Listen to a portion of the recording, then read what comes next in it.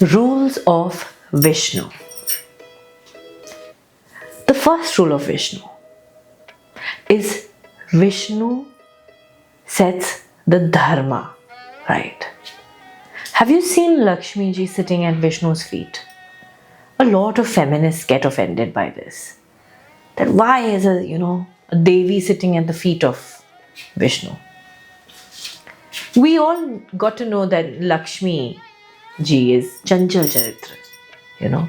She's dynamic, changing hands, going from one place to another. But why does Lakshmi finally settle at Vishnu's feet? Because Vishnu upholds dharma. Now let's understand dharma first. Dharma is beyond morals. Because morals change from society to society and time to time. What is wrong as per one culture might be perfectly okay as per another culture. But dharma is universal, eternal law that the entire creation is based upon. Something is very basic fundamentally, that don't wish or do bad to another that you wouldn't want to be done to you. Don't take away the freedom of another person, the right to live of another person. This will be the same in each country and timelessly, right? So we must understand dharma beyond wrongdoing and right doing in the moralistic sense.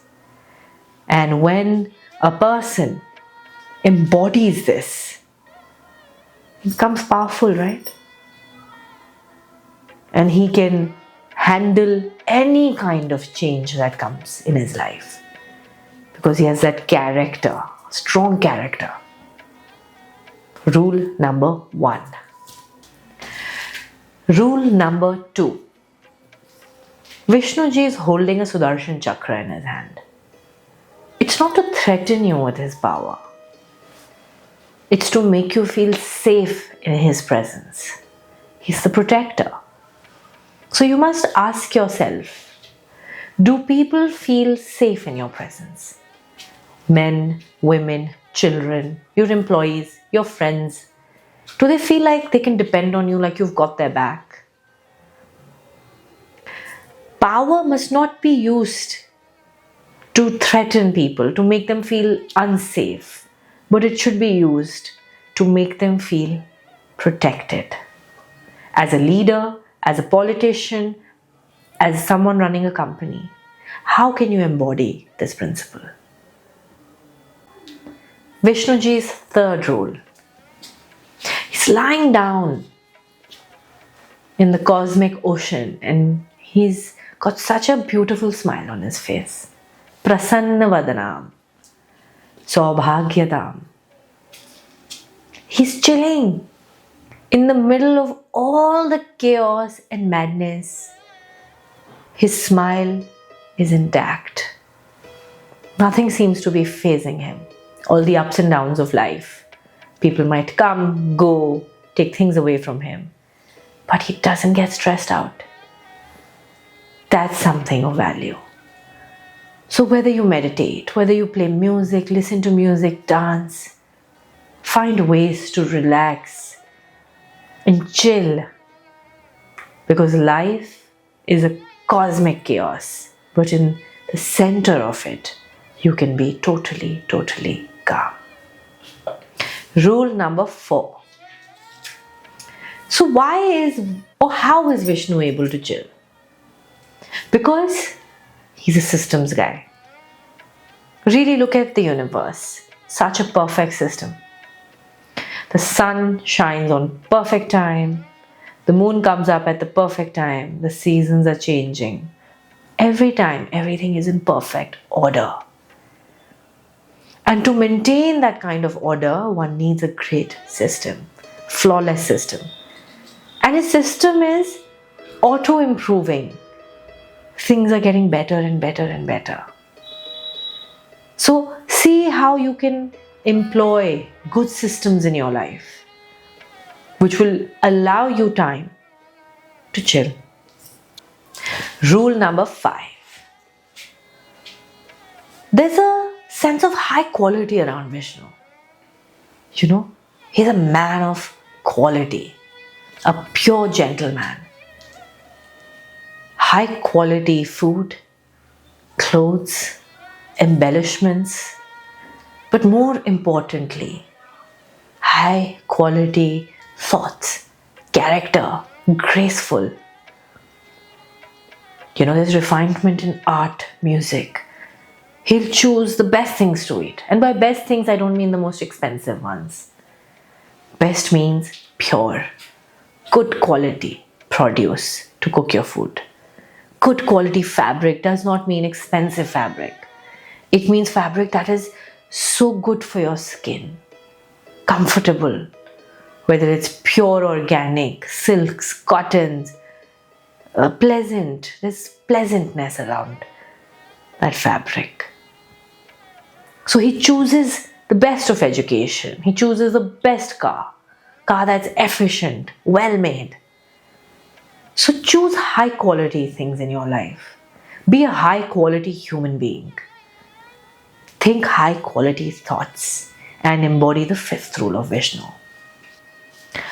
Rule number 6. Where does Vishnu's power come from? Does it come just simply from his weapons? No. It comes from his perseverance, from his willpower, from what he has achieved in terms of excellence in some way. You know, Arjun, why did Sri Krishna ride Arjun's chariot? Because Arjun embodied these qualities that made him perfectly fit to be guided by Sri Krishna. So Arjuna was a fine warrior.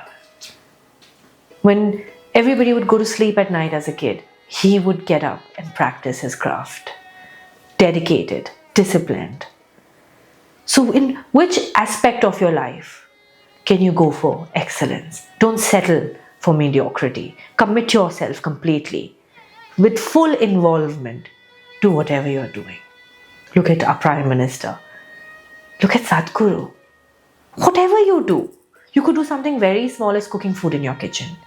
But you can do it so well when you are fully committed and involved in what you're doing. Vishnu's 7th rule. Very difficult rule. Because most of us cave.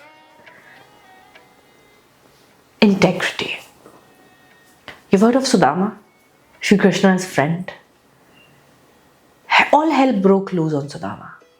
But Sudama didn't go asking anybody for favors. Sudama didn't look for an easy way out, for a discount, little help. He didn't go begging anybody. He didn't blame others for his shortcomings. He stood alone through that pain of suffering when life wasn't dealing fair cards to him. And then Sri Krishna, bows down to him.